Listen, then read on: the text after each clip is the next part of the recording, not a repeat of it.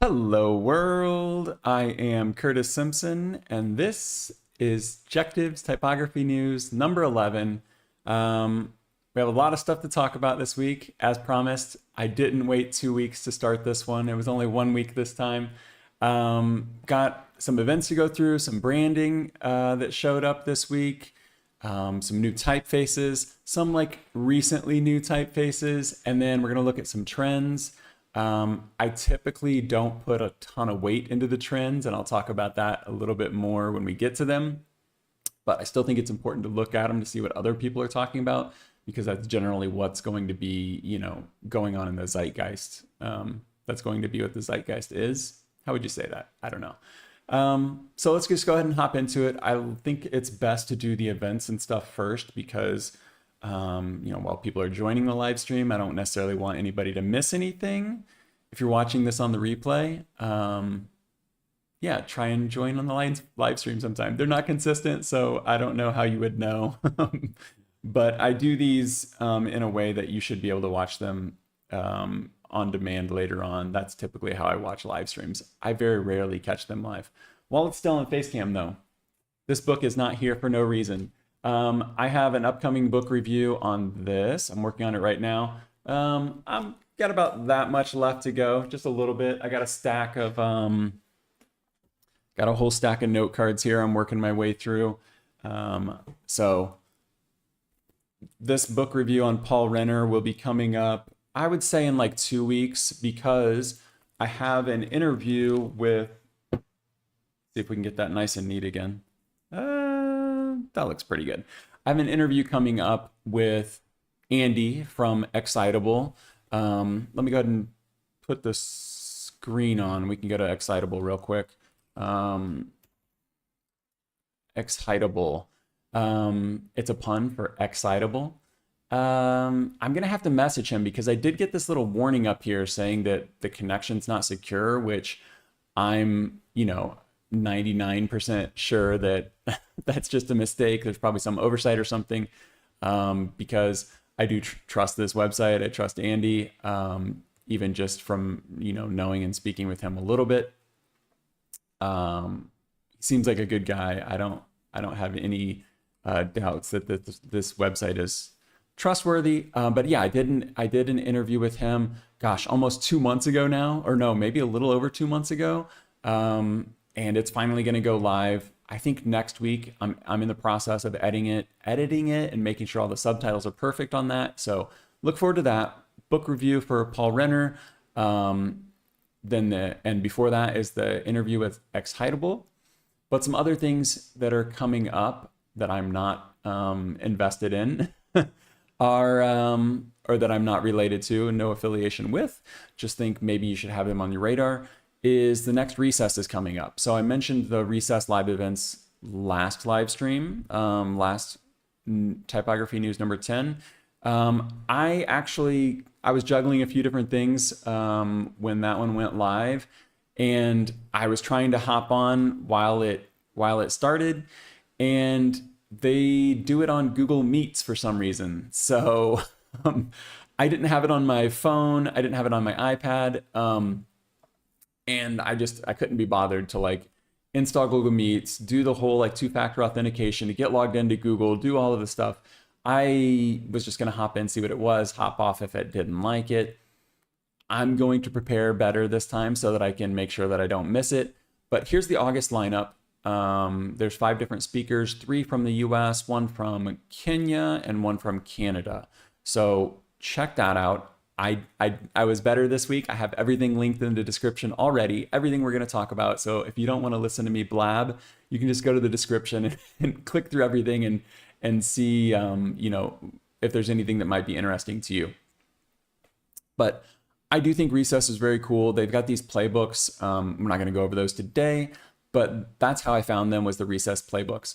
If you scroll down, you can see even further than August. You can see August, September, October, and November. They've already got them planned out, the dates, so you can stick those on your calendar as well. And then you do it through Eventbrite. So I just linked this. I just have this sitting here. I don't think I have this linked, but yeah, so you're going to order it through Eventbrite. The other event you're going to get through Eventbrite is this one from Letterform Archive. It is The Past is Always Present, Cosmos, Time Travel and Heavyweight Type, and it is on August 28th. So I'm not going to mention the times because the times are going to be different for everyone, but I guess this is 6 o'clock California time. They are in San Francisco. So this isn't a hybrid one where it's going to be in person and they're going to be doing it on Zoom. So I'm not sure how much interaction you'll be able to have if you're on Zoom, but it still should be pretty cool. They, they do very high quality events and things like that. Letterform Archive does. So, and they also offer a lot of paid workshops and things like that. But I usually just point out the ones that are free because, there's no reason not to check it out when it's free, right? It just costs a few minutes. If you don't like it, you peace out. Last week, we talked about Atlas of Type. This week, I've got another resource for you. This is Type Foundry Directory. It says it's loading right now. There it goes. Let me get a drink of water. Type Foundry Directory. This is by Morning Type. We can go to the About, I guess. Morning Type. It is Matthew Smith of Morning Type. So this was founded in 2018. It started out as like a personal directory. I have something very similar in my Notion, but I don't think I'll ever make that public because I have so many personal notes on there and like little just anecdotes and things like that. I guess I could do some things like that, but why do we need to? And we've got this one here by Morning Type. This isn't new, but this is recently updated. So it's super clean. It's super useful. He's listened to a lot of feedback from people over the years who have wanted to know things like purchasing power parity, the language support, which countries that people are in. And one thing I wanted to note is the methodology. I found this super cool. Let's back up though. Let's go ahead and look through this real quick and I can show you what it is. It's basically just a huge directory of type foundries. And it's specifically not monotype, and it's specifically not anything that is exclusive to MyFonts or monotype. So you're not going to see like Hefler & Co. on here. You're not going to see Latino type. You're not going to see these Latino type might actually, some of these might be on Adobe fonts. I guess we could just look real quick, right? We could see. No, Hefler & Co. is not on there. Latino type is on there. So I was wrong about that. I think they're also on Adobe fonts. Maybe they weren't purchased. I'm probably thinking of someone else. Anyway, any of the companies that Monotype has acquired and made exclusive are not included. And that is explained in his methodologies. So we're kind of getting a look at it here, right? You can see these link directly to the websites. So if we click on this, click on Margot's. If we go to Margot's, this is her studio work. This is the Type Foundry. Let's go ahead and go to the Type Foundry. So you can see Margot's Type Foundry here. She's got just a handful of fonts here. I did download the trial fonts previously, but you can see it just directly links, and it's not affiliate links. So if we look at Mass Driver, you can look down. I'm not sure how well you'll be able to see it below my face, but if you look down below my face, you can see where the links are, and you can see it's just massdriver.com, mbtype.com. mckltype.com. So these are not affiliated. These aren't sponsored. There's no like funny business going on. It's literally just a useful type founder directory that Morning Type, that Matthew has created for himself, that he has made available to the public. And it's just recently been updated. So that's why we're talking about it today. So super cool, very similar in terms of Atlas, the Type Atlas that we talked about last week. I think it's actually Atlas of Type. That we talked about last week, in that it's just like a one-man band. It's independent, and there's no, I want to say, the word that I want to say is not going to help with monetization when that day comes on YouTube. But there's no messing around, is what I'm trying to get at. It is what it is. It does look like he's accepting sponsors. I'm not sure how that's going to go, but it says they're accepting sponsors in 2025. I don't have a problem with that. I think that this huge list here, or this huge directory, is such a great resource that if he can get a little bit of money out of it and keep the integrity, cool. I hope that he can. What I wanted to look at though is the methodology here. So they've got information. He's got information like why it was founded, countries. So with the countries that he's added here, basically this is linked so you can go look at it. But basically he was having a lot of people wanting to include countries on the website so that if they were doing, he's got the example here. Let me see if I can zoom in on this. Oh, that's kind of real big. Too big, Curtis. So if somebody was wanting like a font for a French bakery or a typeface for a French bakery, maybe they would want to get that from a French type foundry to be, you know, relevant culturally.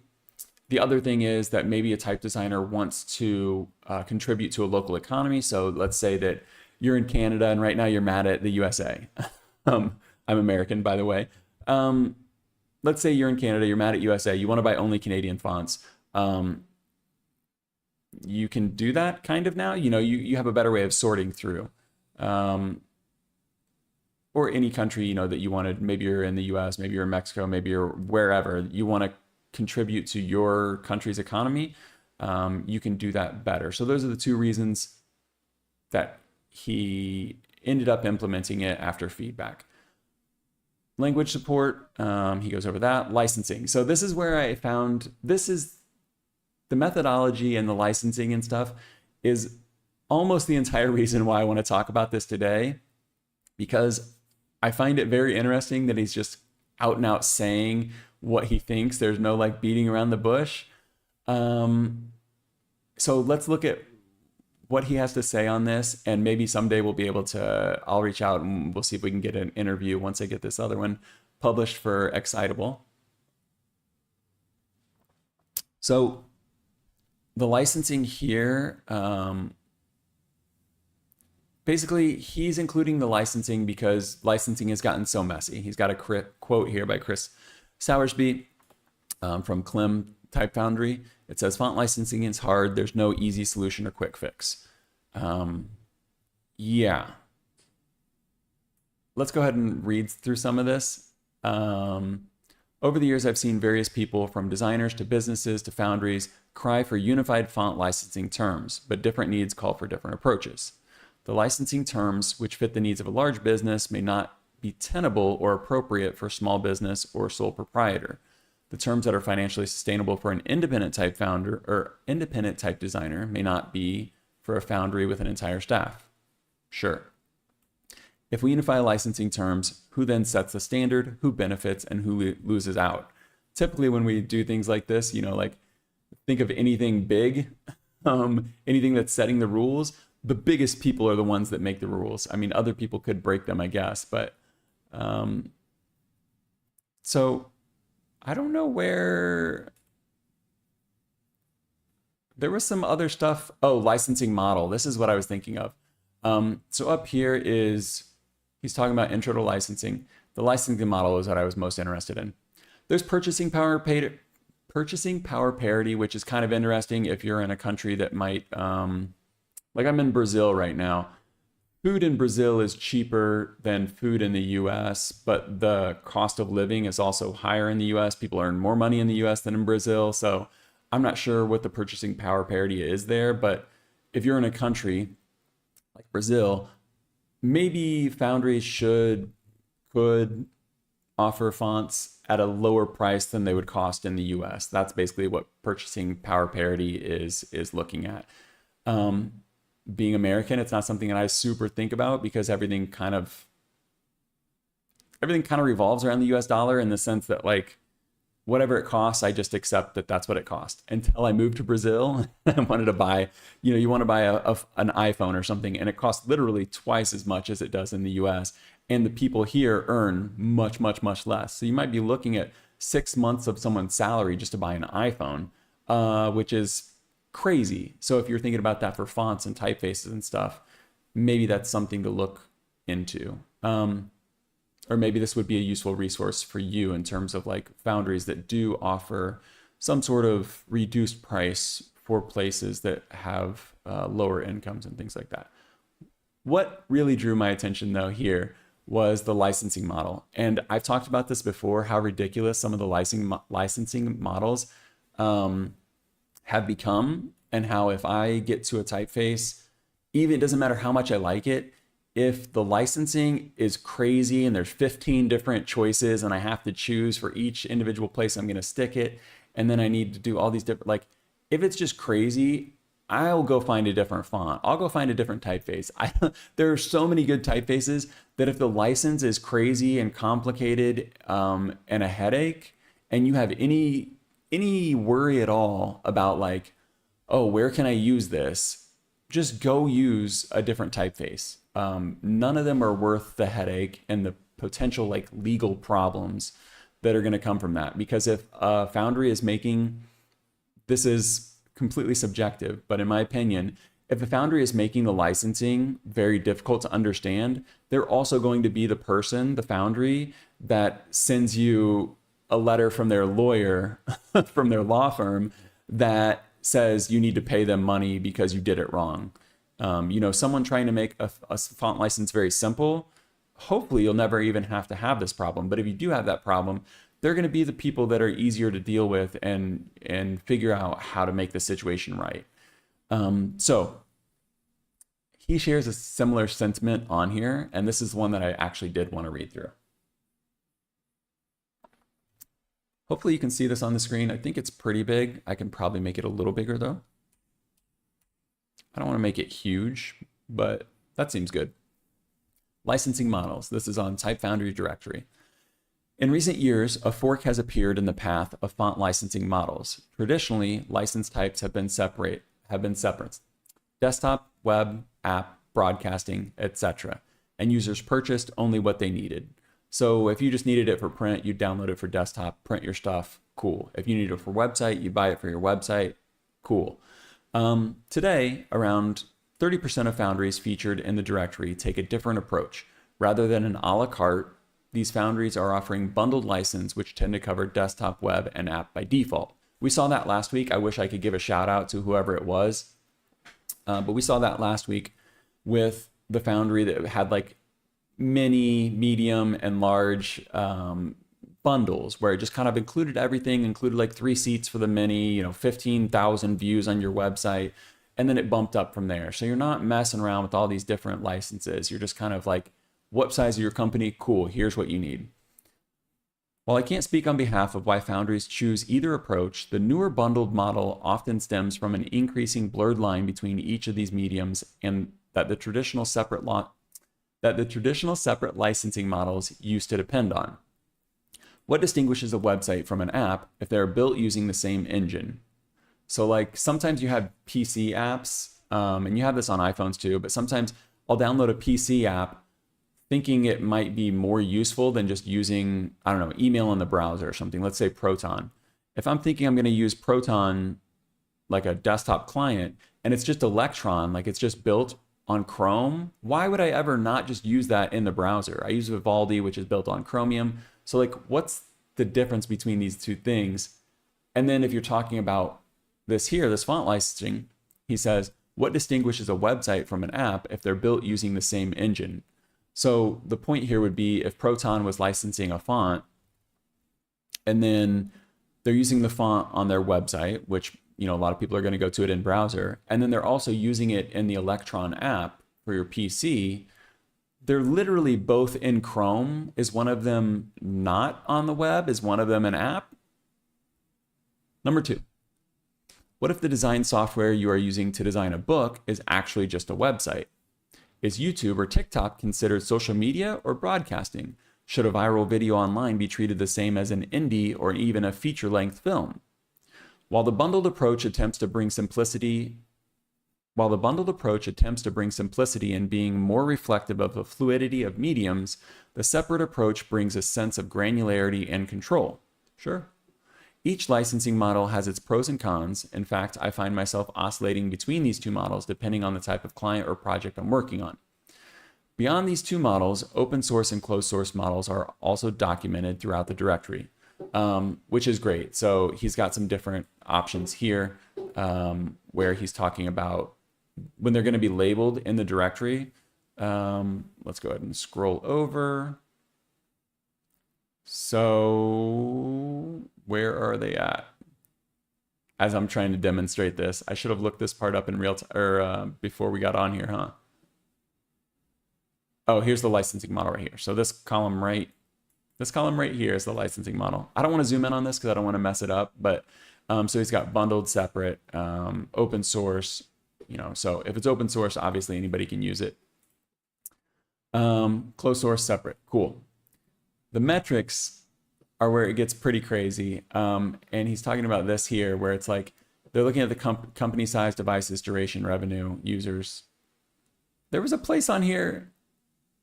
Oh gosh, I was trying to prove a point here. But basically he gets into, you know, saying like, when did we start doing it for social media? Because there's all these different rules for where you can use it. Like you need to have like a license to use it on social media now. You need to have a license to use it on the internet. You need to have a license to use it on, you know, for print, for broadcast, for all these different things. And it's just gotten kind of silly. So hopefully, anyway, let's move on, because I have a lot of stuff more interesting or more important, more pressing to talk about. But read through the methodologies. I did not do a good job explaining what I was trying to explain. I did make some notes, I guess I could read you, but let's go ahead and move on. There are some very useful tools and tags and things like that in here. And he's got, you know, some of the platforms and stuff they're on, so you can go see their Instagrams, follow some good follows. It's a great directory. It's a great directory. Let's just put it at that. And if you're looking for specifically a font from a certain country, or fonts that are all open source, or fonts that track your website because they host the fonts, you can sort all of those things out. I have to sneeze so bad right now.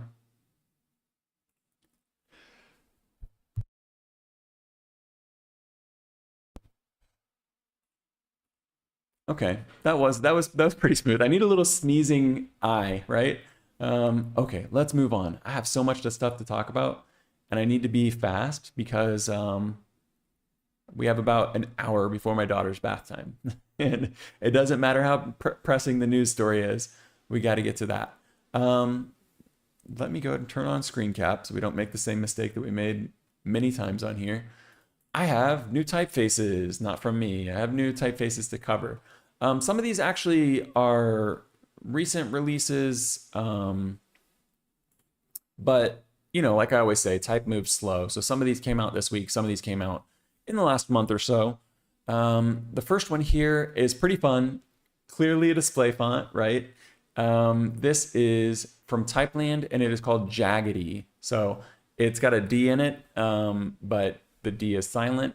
And they've got a little blog post here that's pretty cool, talking about designing with productive constraints. They kind of talk about the process that they went through to do this. And I think these specimens are super cool. This is a pixel font, which they point out were like all the rage, you know, years ago. But they've got their take on it here. So as you can see here, this is from 2025, July 2025. I don't want to mispronounce this name, but I'm going to give it a shot so I can give him credit. The designer is Alicia Mazzarella from Typeland. But they've got 3 different versions of it. There's Djaggety Pixel, Djaggety Confetti, and Djaggety Blotter. And you can see this one's just the typical pixel font. And they've got these curved in here. So it's not like a perfect pixel font, right? The second 2 versions of it. Because one of them's kind of like cut inside like confetti, and then the second one is rounded like blotter. They're calling blotter. So I think it's pretty cool. I think that these specimens are very engaging. I love when a Type Foundry makes good specimens, because sometimes it's just that last little push that makes you pay attention to the typeface, that makes you become interested in it. I think they did an excellent job with these specimens here. And when I say specimens, for anybody that doesn't know what I'm talking about, when I say specimens, I'm just talking about these little examples, these little like sort of marketing advertisement pieces here. Typically specimens would have been in specimen books. We've looked at those before. We'll look at them again. But when I say specimens, I'm just talking about the little displays that they've used, that they've created here to demonstrate how the font could potentially look. But I think it's really cool, and I think it's an interesting take on the Pixel font. And yeah, that's from Typeland. I'll try to say it again, Alessia Mazzarella, and it released just this last week. This one here we've talked about before. This is Ollie from Otherwhere Collective. It's not new, but they just released a V2. So I think we talked about this on like Typography News 3 maybe. I looked it up, but I didn't make a note of it in Notion. They did remove some of the, they've got it still here at the bottom. Let's see if it loads. So they've got their inspiration down here. It draws from the Olympic identities from Munich, Montreal, and Sarajevo, 72, 76, and 84. And it's inspired by Universe 55 and Helvetica Light. But they've kind of downplayed the Olympics reference with great reason, because I think the Olympics are only second or third to maybe like Disney and Nintendo in terms of suing people for using their name and likeness and stuff like that. Like, they're incredibly protective of their brand. So it was a huge risk to even say anything about this being related to the Olympics. But it is. It's related to that historic branding. Okay, let me get a drink and we'll go into this. So Ollie got a V2. Let's see if they talk about the updates.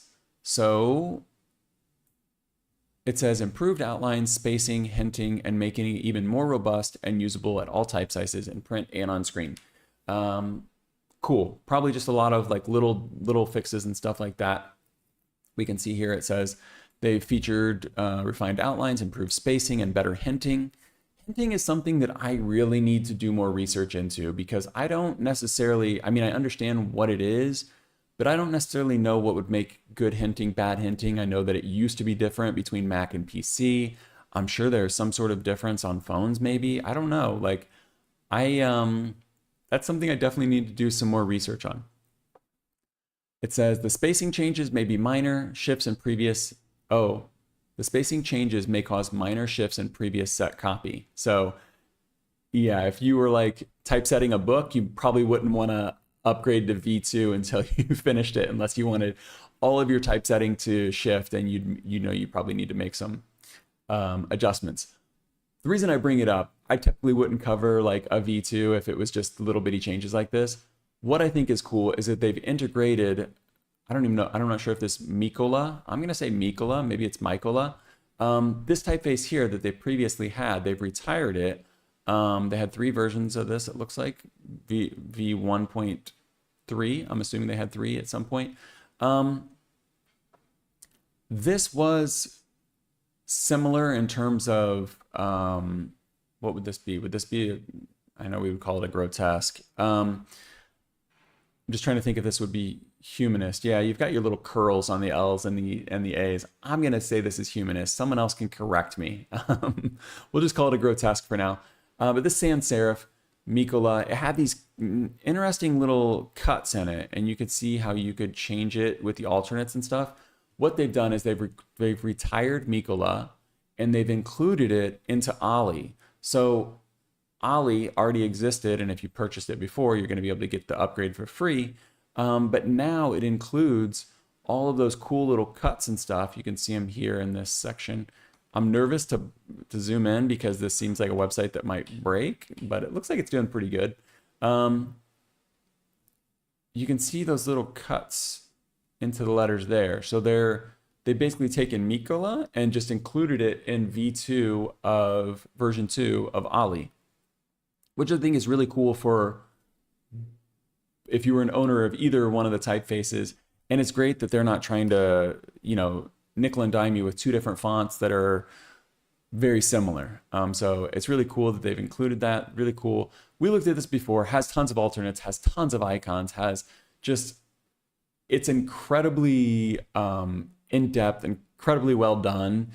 So we don't need to go over everything, but I think this I think was in the same episode with the Exat typeface, and these two were very similar in the sense that they're inspired by that Swiss, universe, Helvetica vein of typefaces, type families. So very cool, and maybe the update will make it even more appealing to you. Lastly, in terms of new typefaces, this one isn't necessarily new, but I had not previously seen this article from Olivia King. So she did kind of a case study here on the Penguin inclusive sans. I saw the news stories about Penguin getting their new inclusive sans and stuff like that coming out over the last few months. I'm not sure if this, I'm actually not sure, I should have looked this up prior. I'm not sure when Penguin actually got this new typeface, but it doesn't really matter. We're not going to be able to use it. What we can do though is go use the original inclusive sans because it's open source, it's on Google Fonts, and anybody can go and snag it. And this is the basis for Penguin sans, or not Penguin sans, Penguin inclusive sans. So this is designed by Olivia King, and you can go grab it from Google Fonts. It's great. You can see here, it's been served 1.33 million times. It's on almost 4,000 websites right now. Not a new typeface, but clearly one that is very popular, one that is very useful. Penguin used this, Penguin commissioned this from Olivia and made it their own. She helped make this their own, basically. And I did a little bit of clickbait in the thumbnail here, saying like the Easter eggs. This is going to be a small part of the video, but there are some really cool Easter eggs that I think are worth pointing out. But let's go ahead and let this sit for a second, and you can kind of see what the typeface is kind of looking like. And you can see some of these transitions between the original inclusive sans and the Penguin version of it. So I think this is a super nice breakdown of it.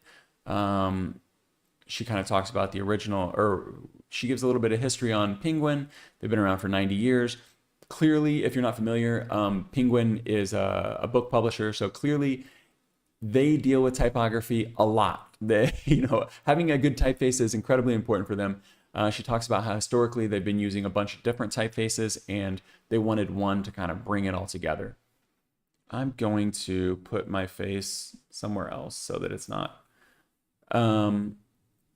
So started as any good designer does, going through the archives, looking at what's been done before. And you can see here that they use Gill Sans, they use Grotesque number 9 for marketing, they use Avant-Garde in the 60s, Helvetica in the 70s. And, you can see a little bit of that if you look at these examples here.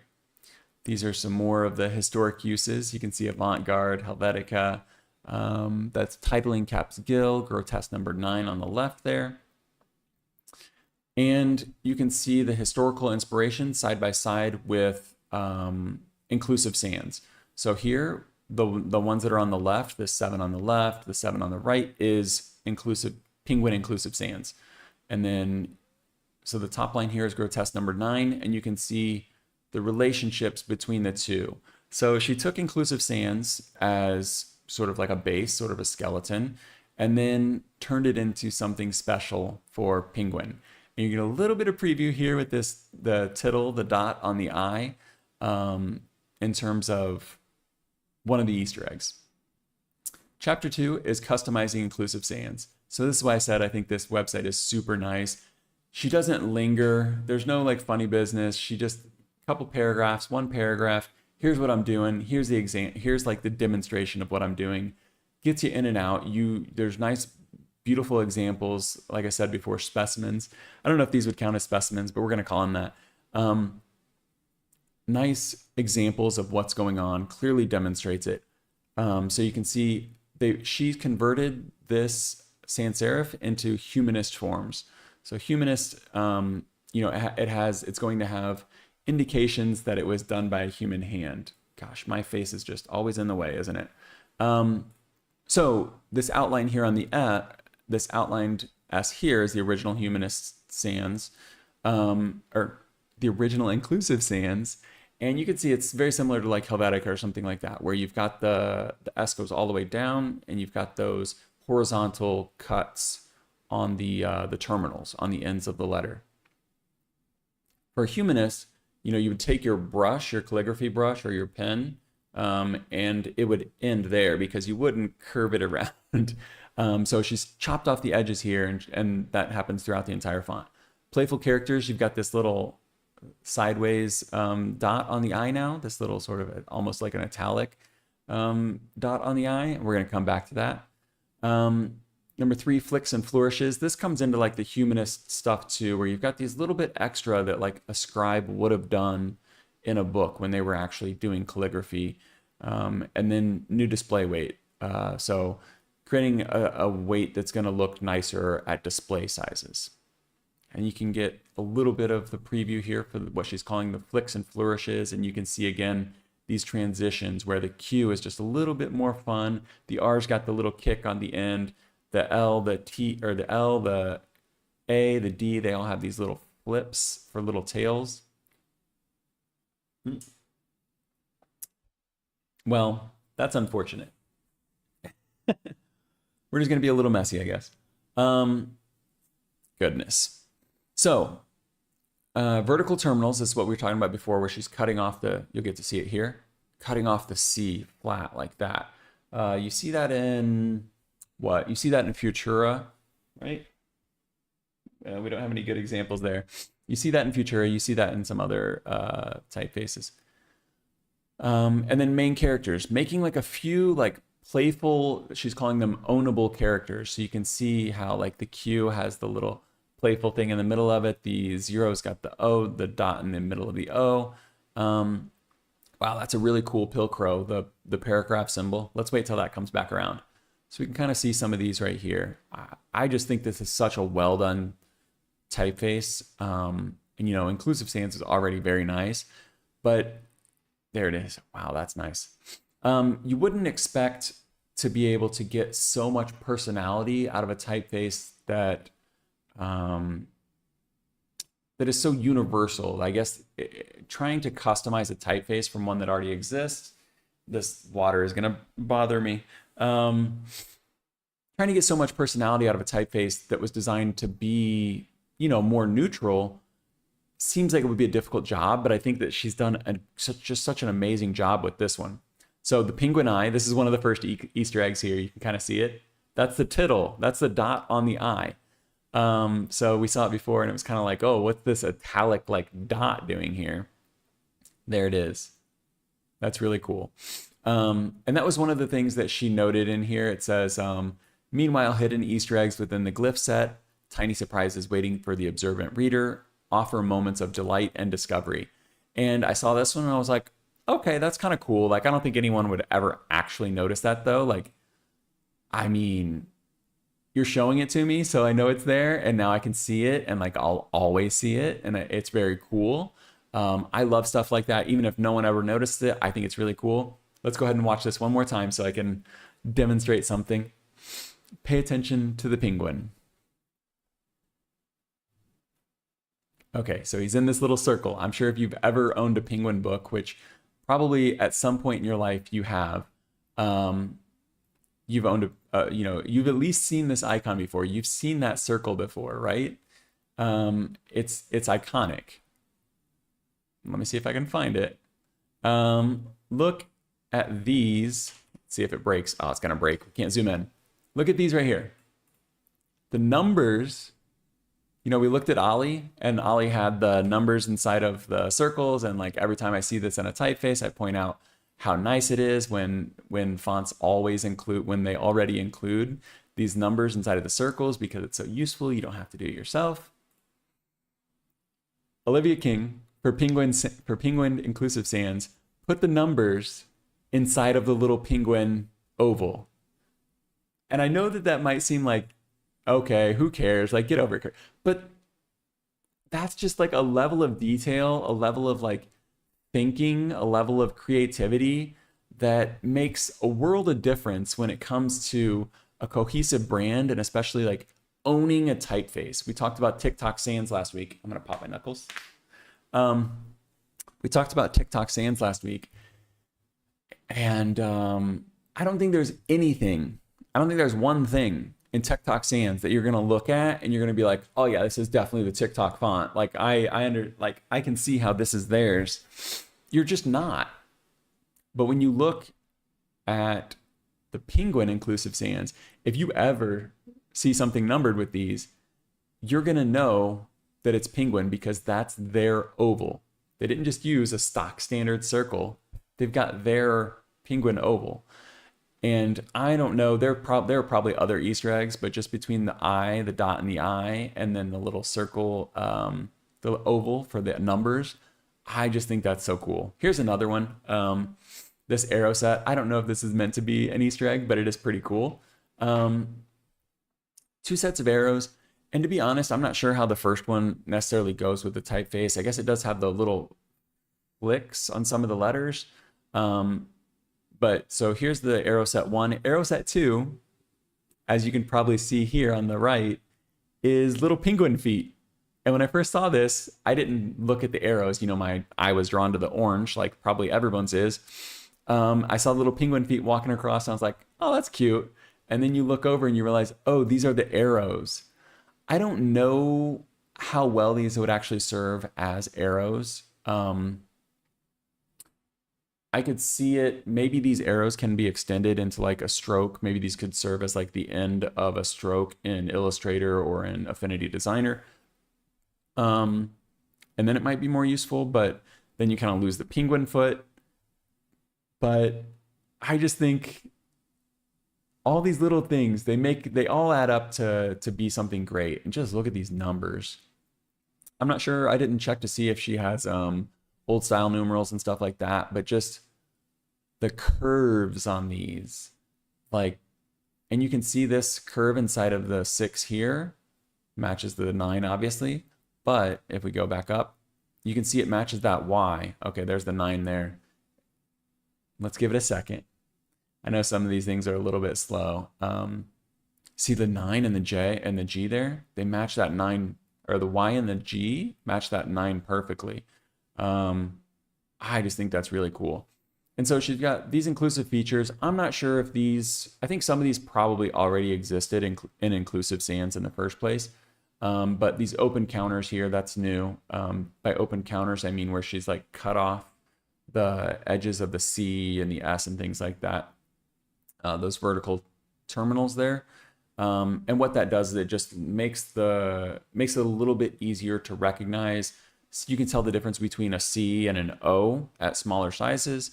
And when you're reading books or something like that, you know, you're reading text, you want to be able to know the difference between a C, an E, and an O, lowercase. So that's great. But yeah, the logo glyphs, this isn't necessarily typography, but I thought these were cute. Just the little playful penguins here. And when I first saw that, I was kind of confused because I was like, okay, are some of these the old ones or some of these the new ones? What's going on here? But then when you scroll down a little bit, you can see they've got the one that they use on the books here. And I think this is a pretty cool specimen too. So I'm just gonna keep, you know, glazing this typeface for as long as I can because I think it's so great. But look at the books and look at the weight of the font. So these are abstract books, but if you've ever seen the back side or the spine of a Penguin published book before, you know what we're looking at, right? The weight matches the thickness of the book. This has not, you know, this is going to have zero effect. This is going to have zero effect on the typeface itself.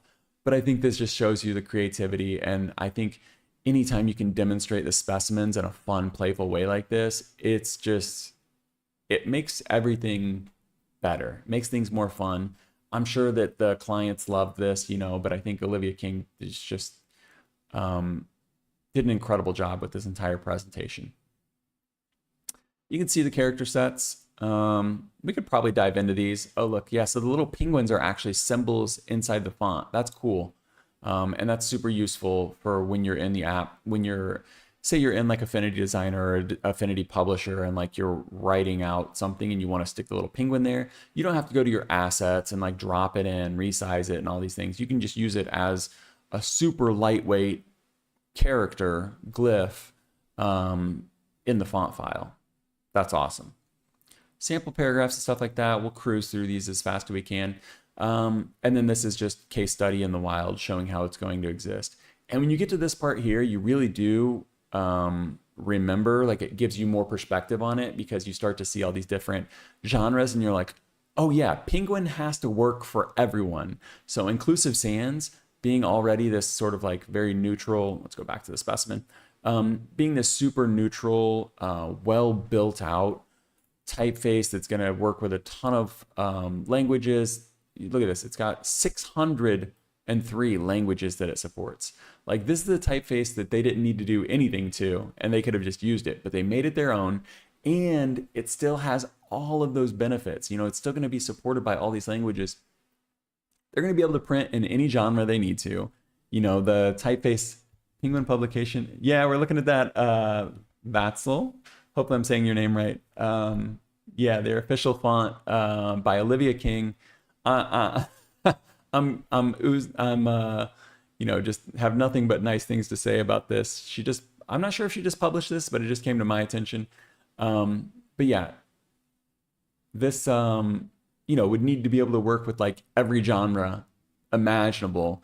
And I think that it does exactly that. So here's where I saw the little penguin. So yeah, it's just got some fun stuff there.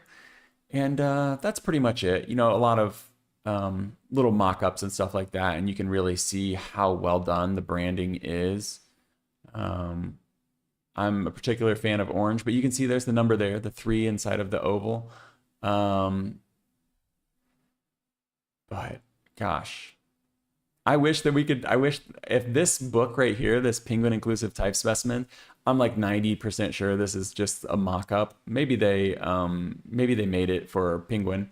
But if this was an actual book, I would buy this specimen book, this specimen pamphlet, because I love this so much. I think this is just an incredible type-driven brand identity. And I'm not sure how much she did with the actual identity and stuff, but the typeface itself, we got some credits here. The typeface itself by Olivia King, I think it's just amazing. Everything about this branding, I'm in love with. Let's move on to like some more branding. I'm debating if I want to go big or small. Let's go ahead and keep it going big. Lyft got a rebrand by Koto, and we have seen so much stuff by Koto lately. Let me close out all these. Let's go ahead and look at their homepage real quick. We looked at them. I didn't end up covering the Amazon rebrand, but we looked at them. We looked at them for TripAdvisor. I do have a bit of a critique, so I'm going to go ahead and open up TripAdvisor here. But they have done rebrands and typography and stuff for just anyone imaginable right now. They're kind of on fire in terms of these rebrands, and they work closely with Nan, N-A-N. So I'm going to pull up. I'll let that load in the background. So I'm going to pull up them here in a second. But the perfect go ahead and try to help me pronounce it. I will. I'll do my best. So Lyft, and I appreciate the kind words. Lyft got a rebrand, and sometimes these rebrands, I think they don't necessarily like scream to announce them anymore because, you know, the last 10 years, everybody online has something to say about a rebrand, has something to say about a new logo. So I think brands have started doing two things. One, they do like Walmart does, where they just barely change anything. And two, they do what Amazon did recently with Koto, is where they just like, they drop a rebrand, but they phase it in super slow. They don't tell anybody, you know, they don't make some big announcement about it. It just kind of shows up. So, you know, they changed their orange, they updated the logo, they did all these different things, Amazon did, but they didn't really tell anybody. like a year later, Koto puts out the case study on it. So I don't know if this Lyft one, like if they're just now announcing it. It says that it's been phased in, over time. But oh, I should have pulled up the old Lyft logo. Let's go ahead and pull it up real quick. Here's the old one. It connected the, let's tile these real quick. So the old Lyft logo, very similar. They still have this really cool line here between, let me make sure I'm not covering anything. Okay. They still have this really cool line between the L and the Y, which I love. It's a little bit thicker. There's a little bit more negative space in there, which is great for legibility. But they got rid of that FT, which if you know that it says Lyft, it's easy enough to read. But if you didn't know that this said Lyft, the old logo looks like Lya, like Lya, or some kind of strange, I don't know. Yeah, it looks like an uppercase A to me. Maybe, I'm not sure what other people thought that it looked like, but they toned it down a little bit. They've added that corner back onto the bottom of the F. It's how you pronounce va and virtual. Vutsal? Vutsal? I'm saying it?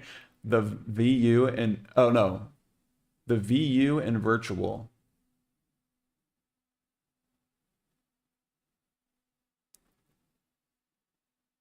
The VU and virtual. The VA. Virtsal? Sorry. I want to say it right. For anybody watching this in replay, I'm talking to chat. Yeah, so the Lyft logo, they've added that little bit of the bottom back onto the F there. Kept the T pretty much the same. VI in virtual. Vitsal. Am I saying it right? Virtual? Virtsal? They've added the little corner onto the F there and then got rid of the ligature. So I think it looks nice. They've also changed the pink. It's a little bit brighter, you can see. It's always hard to tell on websites and stuff when you're looking at these because, is this the real one? Is this the real one? Is this the real one? But they've altered the pink a little bit. So I think that that's nice. The typography is great. My one critique before we kind of get into the typefaces and stuff is going to be, let's close out of Amazon, is going to be when we look at the TripAdvisor one. And I was critical of the TripAdvisor because I didn't like that they used every color imaginable. I know that the TripAdvisor owl is this bright green now, so their brand color is this bright green. But in all of this branding and stuff, they're using every single color. So TripAdvisor is the one on the right. They're using all these different colors. Look, here's the owls in bright orange. So I was very critical of this. I said that this looked generic. The typography is still great, but it doesn't scream TripAdvisor to me in any way. Lyft, obviously, they own this pink color. And when you're thinking about Lyft, I'm sure it's different in different countries. Brazil doesn't have Lyft. They have like 99 something. I'm not sure. I use Uber in Brazil, but I use Lyft in the US. In the US, you're basically talking about Lyft or Uber. I know some places have Waymo. I don't even know what colors their colors are because I was in Las Vegas and I never saw Waymo. But Lyft owns this pink color, so I don't have that complaint. What I do have, which is not typography related, is the imagery that they've used. So you can see this imagery here. Like if you didn't see the branding, would you know the difference between these two brands? Like these could be the same brand, right?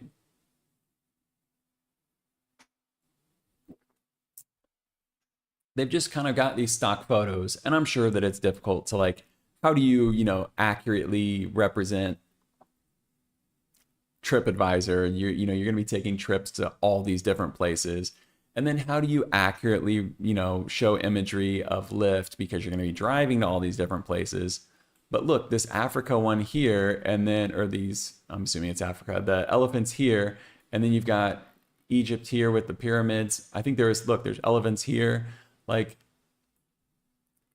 is it the same? Okay, that's all I'm going to criticize about that one, because I do think that this branding is great. And I wanted to look at the typeface here because it's by, this is by Nan. So we have Nan right here. We've looked at them before. I think the last time we looked at Nan was like Nanarchy. They don't have Rebel Sans on their website, obviously, because it's going to be proprietary. It's only for Koto, or no, it's only for Lyft. But I think it's pretty cool. I reached out to Koto to see who they worked with on this, because I couldn't find it on the website, and they pointed me in the direction of Nan. We've seen them work on a lot of different stuff, but let's go ahead and scroll up to the top here. So they simplified the logo, looks great, kept the best parts, made it a little bit more readable, and then added this new typeface and altered the color. So not a ton, it's a small update, but I think that it's nice. And any time to look at any opportunity to look at some new typefaces and shout out the foundries, I think is worth it. So I think it's also just worth it, even though maybe this isn't the most exciting thing to look at. I think it's also just worth looking at what's happening in the industry, especially with the biggest players, for a couple of reasons. One, we can kind of see industry trends if we look at enough of these. Two, that can show us what not to do if we want to differentiate. Like if you're doing branding and you are trying to be a competitor to Lyft, or if you want to stand out as like a more independent option, or whatever the target market is you're going after, you can do something different. Or maybe you can get ideas. Let's see if we can zoom in on this. Okay, we can zoom in on this one a little bit. You never know with these websites. They a lot of them break when you try to zoom in. So you can see the little the negative space on the Y, like we looked at before. They've got a similar Y here. It's not exactly the same, but it would be weird if the Y had a straight line on it, or a straight terminal on the bottom, descender. You do see that in some other areas. So I think, yeah, see, so they've got a different Y here on try. So I think that they have alternates. You can see the Y right here. I think they have alternates for the display typeface, maybe for Rebel. Maybe they have like a Rebel Sans display that they're using here. And maybe that's not super legible at small sizes, so that's why they're not using that. I would be interested in learning some more about the typography, and maybe Nan, maybe they'll put out some more about it later. Let's go ahead and move on. This one's also not new, but I'm going to bring it up because it's nice that just published an article about it, and that it is the Collins rebrand for Muse Group. So I'm not going to spend a ton of time on this one because I don't know how many people are actually going to care about this one, and it's also a year old. So all of the things that I was talking about before about why maybe you would be interested in looking at this maybe don't apply, because design moves fast, and this is a year old. Let's go ahead and play this though, and you can kind of get an idea of what's going on. I'm gonna make this full screen. I'll go ahead and leave my face on there. So you can see they've got this one default typeface, and then they're kind of doing these little things to it and mixing it up, right? That's pretty much the whole project. I'm simplifying a little bit, but let's go ahead and let them break the font a little bit more, and we'll see. So basically, Muse Group owns all of the brands that you just saw there. Let's go back, maybe it'll be, so Muse Group owns all of these brands. They own Audacity, they own Ultimate Guitar, they own everything in between. And they hired Collins because they wanted to unify all of these. And I would say they've done a good job in achieving that. What they basically did was they took a typeface and they tried to capture the vibe of the music. So rather than using cliches, I really like this part of it. Rather than using cliches from music, like they could have used a font that looked like heavy metal. They could have used a font that looked like classical. They could have used some like modern Vito or a Bodoni or something like that. But instead, they went with one typeface. They went with Muse here, and then zoom in on this. They went with Muse, and then they created 4 different variations on it. And you can see it's very geometric. I like the concept in theory. I don't particularly, I don't know, this, maybe I'm not the target market for this, but this doesn't appeal to me in any way. I just don't think that it adds much.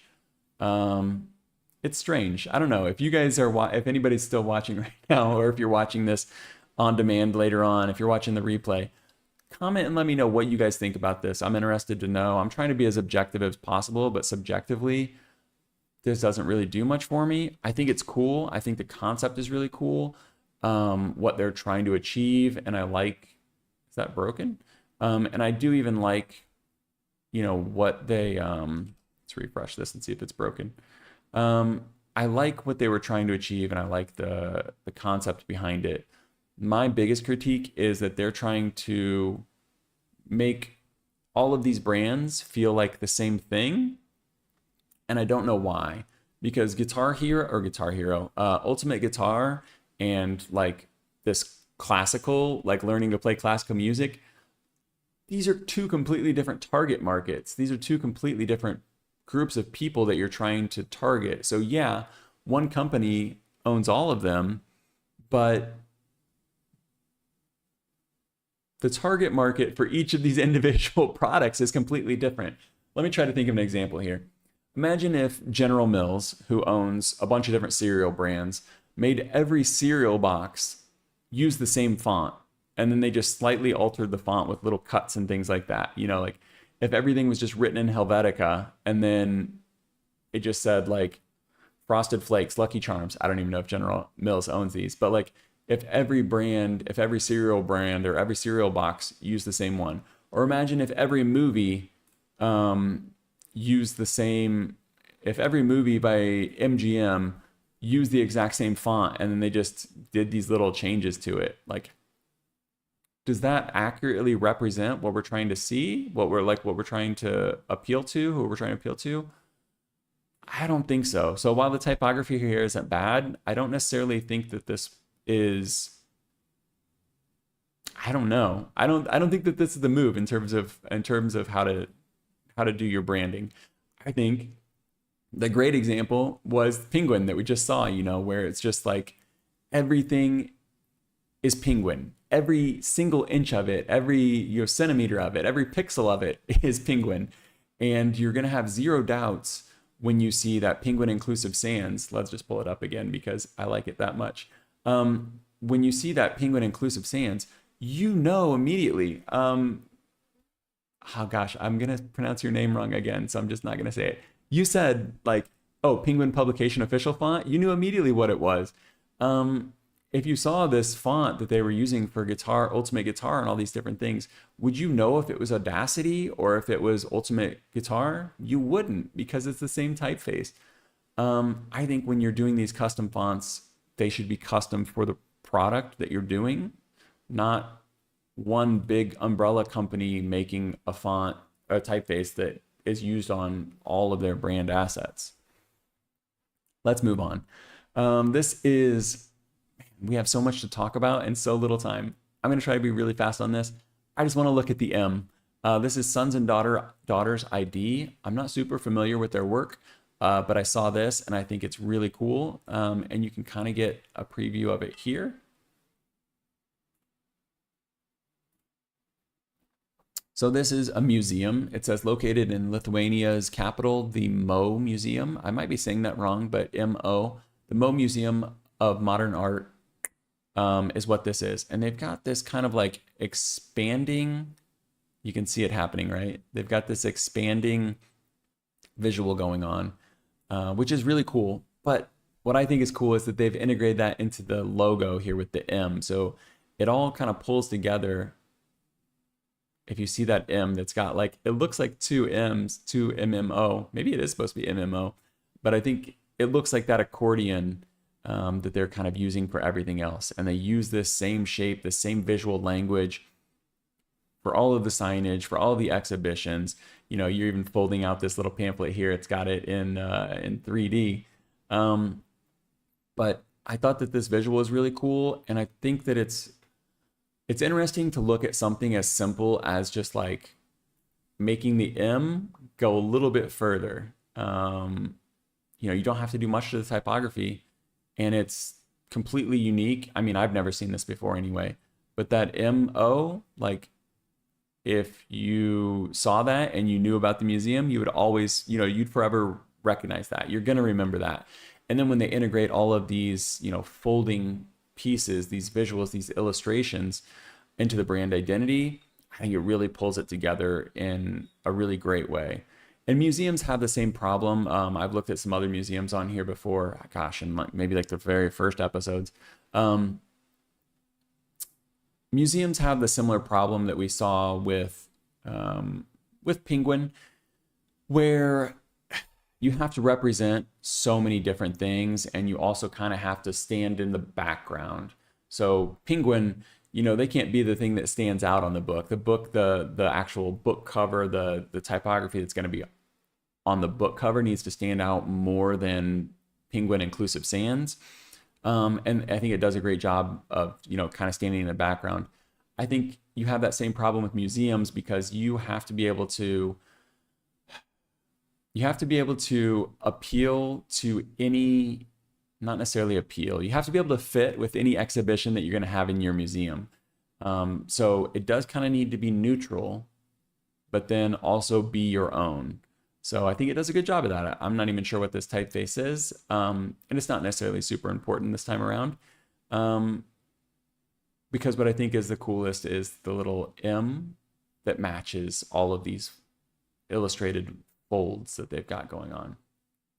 So I think this is another great example of brand identity, brand, visuals, and this one is by Sons and Daughter ID. Let's see if we can get to the bottom. We're almost there. We'll stop there. Okay, I have a couple of articles I want to look at. I'm trying to think of what I want to get to because I only have about 20 minutes. Let's go ahead and look at this trending thing. I'm going to skip the Monotype one. Monotype put out their July trending typefaces. Last time I covered it in June, I noted that it doesn't really seem accurate in terms of what's actually trending because you can see on my fonts what's trending and the list doesn't match their list. So I'm not sure what it is. I think it's just marketing. We're going to skip it this month. This here is also kind of marketing. If you're not familiar with We and the Color, this website is like, it's interesting sometimes. I'm not gonna say anything bad or good about this. I'm gonna try to be neutral.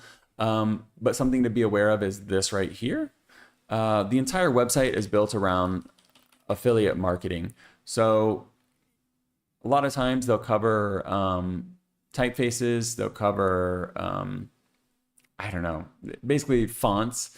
And the entire article is basically built to get you to click and then download the font. So I'm gonna show you that here, but just be aware anytime you're on this website, and there are a lot of websites like this, people have to make money. I use affiliates for my book reviews, but I don't do, Objectives will never have any sponsors or any affiliates or any relationship with any foundries or type designers because outside of reviewing books and things like that, because I don't think that you can accurately report on the news if you are earning money from who you're reporting on. Because if I'm going to be earning money from this font here from Creative Market, like We and the Color are, unfortunately, even if you try your best to be objective about it, you're always going to have an incentive to promote the things that can earn you money. Everything we've talked about today, I'm not earning a dime on it. None of these, no one paid me to talk about the things that we talked about. No one paid me to talk about the fonts we looked at. But all of the typefaces that are on this website are going to earn We and the Color. That's the brand, that's the website's name. It's going to earn them money. With that out of the way, this is what they are saying is defining typography in 2025. And I don't typically get too surprised by these lists, and I don't think that you will either. But similar to looking at what like Lyft or TripAdvisor or Amazon is doing with their branding, I think it's interesting to look at these typography trend lists and see what other people think is the trends in the industry and see these sort of predictions, because whether they're right or not, someone is going to be reading this article, and that someone might be your competitor, or it might be someone that you're going to work with, collaborator. And it's just interesting to know what people are reading, whether it's right or wrong. I think something else to point out here is that this is not based on any case studies. As far as I can tell, this is just based on vibes and what this person, what he has decided. Let me see. What Dirk has decided are the trends. So not a case study. This isn't scientific, and it is affiliate links. But he's saying handwritten and imperfect letter forms, number 1. I would agree with this. Let's go ahead and zoom in on this a little bit. I would agree with this, and I'll tell you why. Because I think that with all of the AI stuff going on, I think that there is going to be another push for imperfection, like this news reporting right now. There's going to be a push for imperfection and like real human connection. So if you've got something that's handwritten or something that feels handwritten, it's going to remind you that the human was there. If you've got these imperfect letter forms, they don't feel like they've been generated. The problem here is that AI typography right now is imperfect. It can do it less. How would you say this? It does it worse than a human can do it. So the imperfections, like a human is going to try to be making their fonts perfect, whereas generated typography is going to be imperfect and it's going to make mistakes that humans never would. But I think the takeaway here is like these, you can see this here, this is intentionally imperfect. And I do think that there's going to be some sort of draw to that. Variable and parametric fonts. We looked at this when we looked at the review of Thinking with Type by Ellen Lupton. We talked about parametric fonts and variable fonts and how they just open up a whole world of possibilities. We won't get into that today, variable fonts and stuff like that, but yes, I would agree with that. Retro, Y2K, and ephemera-inspired styles. This is one of the things where I specifically looked to see if there was a case study because I wanted to know where this was coming from. I think people have been saying the Y2K revival was upon us for the last 10 years, maybe? Like, when did people start saying Y2K? You know, I lived through Y2K, so I know what it was actually like in Y2K. If you don't know, Y2K is just whenever the computers turned over from 1999 to 2000 on New Year's. And then there was kind of this Y2K aesthetic, and it's basically aesthetic that originally was from that very small period, 99 to 2000-ish, and it's expanded and expanded and expanded to where Y2K almost means nothing at this point, but it means something between like 90s and 2000s. Saying that that's trending right now, I think, honestly, with the baggy pants and stuff like that, I would say in terms of, yeah, maybe that still works. Maybe he's right, yeah. I think it's easy to say retro is trending because retro is always trending. People are always nostalgic. When I was in high school, people were nostalgic for the 70s because that 70s show was still on TV. Right now people are nostalgic for the 90s, the early 2000s. I think that's honestly just due to social media being such a cesspool that everybody wants to go back to a simpler time, even if they never lived through that time. Bold and playful display fonts. Maybe. I mean, I think some of these, we're kind of moving beyond anti-design and kinetic typography. Again, another one I think that we've kind of been living through for a while, and maybe we'll move beyond, maybe not. But with a lot more variable fonts, I do think we'll see a lot more kinetic typography just because it makes it so easy. If you have one font file that can go from super condensed, super thin to like super wide, or add any number of crazy variable axes to it, I do think we'll see a lot more kinetic typography.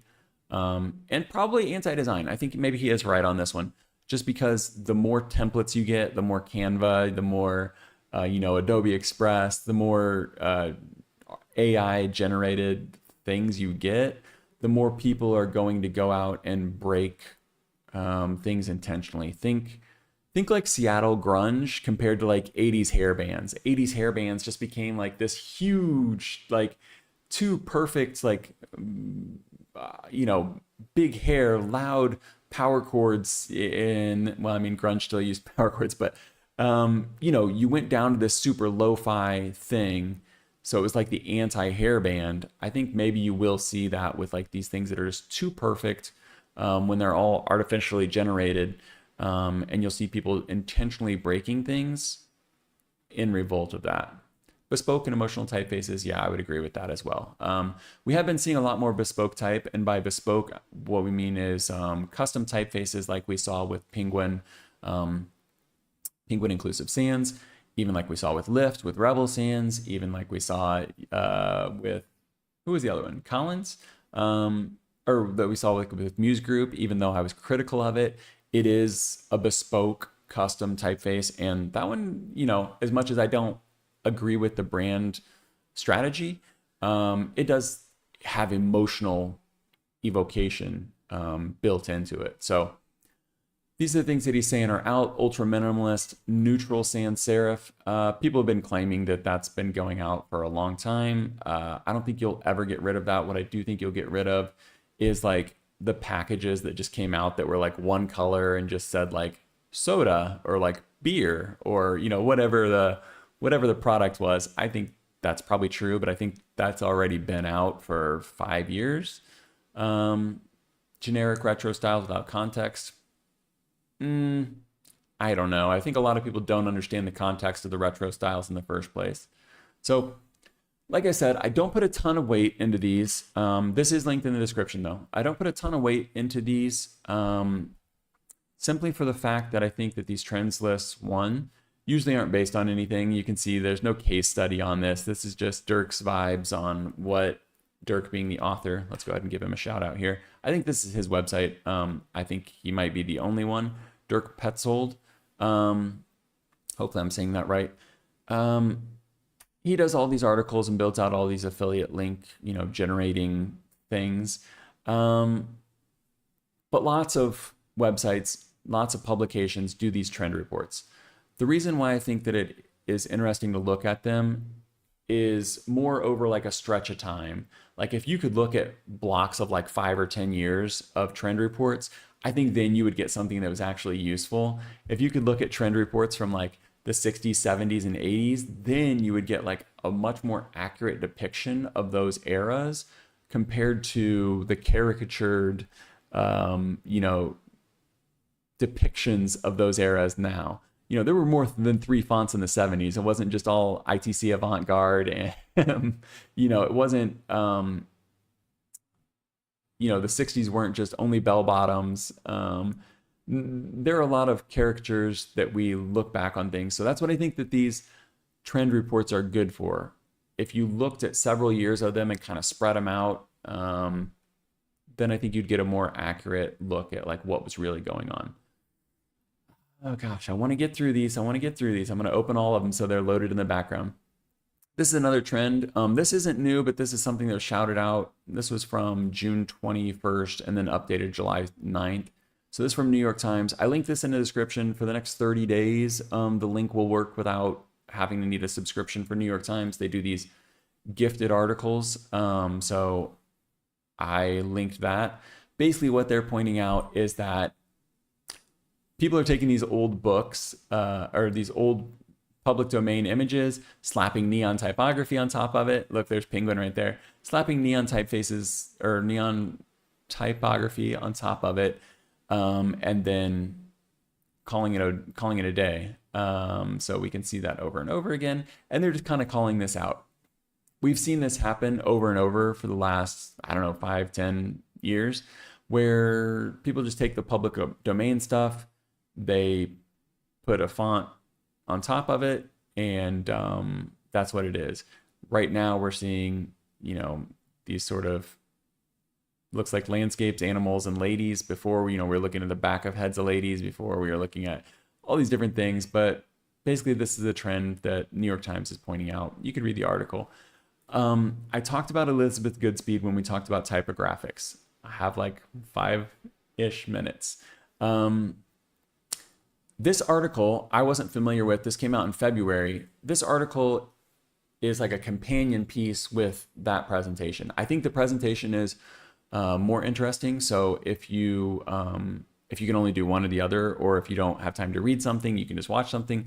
Go look at typographics. She gave the closing remarks on one of the days. I wish I could remember which day. I'm sorry, but she was the closing speaker for one of the days, and her presentation was so good about borrowing from the past. And she kind of talks about the difference between like just stealing an aesthetic like this and putting your name on top of it, or putting like a book title on top of it, or stealing it for just the aesthetic of a logo, or taking it to put taking this little bow and putting it on top of typeface. This is one that she actually did. She took this curtain and put it on the New Antiquarians, but she kind of explains how she decided to do that and why she thinks that that's okay. I do think that people have a tendency to sort of draw the line right behind them, right? So like whatever I do is okay. Anybody that does something over here though, like that's not okay. So whatever someone decides is like morally or ethically acceptable, they're always drawing the line right behind them. So whatever she decides, is useful for her, using this curtain from this one, she provides the context for that. And then anybody that doesn't do that, maybe they don't meet the standard for her. I'm not saying anything bad about Elizabeth at all. I think that she makes some excellent points, but I think it's important to keep in mind that this is all subjective and it's very mushy, very squishy. She points out here though, and she did this in the presentation as well, we can only get so big here, that this musical artist, I'm not familiar with them, and since they stole the design, I'm not necessarily going to shout them out either, but this musical artist made a band t-shirt, basically just took this illustration from a woman who's still alive, Rose Stybra. I'm going to try to pronounce that right. She made this illustration. I think this is actually part of an animation maybe, but she made this illustration in 1983. This person took it, stuck it on their shirt, didn't give Rose any credit, didn't, just took it, used it, pretended like it was theirs. She didn't get paid for it, nothing. And then the Elizabeth Goodspeed, she's pointing out here that the fans of this artist, this musician, just said like, who cares? The artist is dead. This was made in the 50s. But no, she's still alive. She's still working. She's 82 years old, and she made this in the 80s, not the 50s. So I think that there is an interesting, this is like what I was saying, where like people draw the line right behind them, because if whoever is a fan of this band, if someone stole that band's music, I don't think that those fans would be saying, who cares? Like, he sang that song 2 years ago. It doesn't matter. Like, you wouldn't say that. You're always drawing that line right behind you. But I think it's an interesting conversation to have. And I think that in terms of trends and things like that, I think this is a trend that we see going on a lot. So I'm not sure necessarily how that relates to typography so much, because right here, basically, we're looking at the typography that's getting stuck on top of these books and things like that. But typography is using fonts and typefaces in design settings and stuff like that. So if this is something you're thinking about doing, whether it's like looking back at historical uses of typography or looking back at these images and somebody wants you to use a font, just stick a font on top of like a painting and make it a book cover. I think at least try to make it relevant, at least try to think about if the author's, the original creator is still alive. I don't know. And then I think the last thing to think about with this is AI is going to be taking all of these public domain images and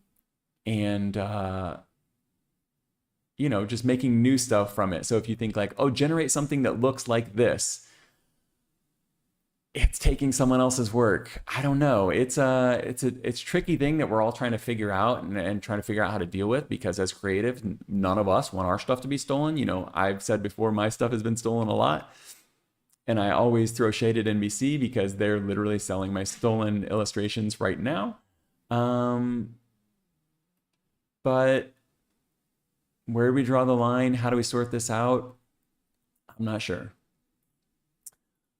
The last thing that I wanted to look at, but we don't necessarily have time, so I'm just going to shout it out right now and then we'll sign off, is going to be World Illustration Awards. I'm not super familiar with this, but I clicked the link and there's some really cool typography going alongside the illustrations here, and there's some incredible illustrations. So even if you're like, I'm done with typography today, go look at the illustrations. But the reason I think it's important for us to look at it is because, like I just said with these books, typography doesn't exist in a vacuum. It's about using it in different spaces and for designs and stuff. You always have to think about the context of where the type is going to be used, and living alongside these illustrations. I think it's really cool to see how, these shortlisted potential award winners have chosen to use typography alongside the illustrations. And maybe that'll give us a look at how we might be able to do it when we're solving similar problems in the future. And even if you're not like consciously looking at how to solve a problem right now, just absorbing this kind of stuff and seeing it, it'll plant seeds in your brain. Trust me. Just having this stuff, it'll be something you can pull from later. So I think it's important to go and look at things like this that might seem like you're just looking at nice things. But hopefully this will inspire you. I've linked this in the description as well. This is the World Illustration Awards. They've got their short list out, so I don't think that they've got winners on any of these yet, but there's a lot of really cool illustrations, and it's interesting to see how the typography has been implemented alongside of these illustrations. So let me figure out how to switch to face cam. There it is. Once again, we've gone from night to day, and it is my daughter's bath time, so I got to get off of here. Thank you for watching. Virtual Virtsal. Hopefully I'm saying it right. Virtsal, thank you for commenting. I'm going to learn how to say your name if you show up again next week. Anyone that's watching this on the replay, subscribe if you're interested in the book reviews. We got Paul Renner coming up. I've got the interview coming up with Andy from Excitable. I'm really excited about that one. And I'll see you guys next week for Typography News 12. Bye.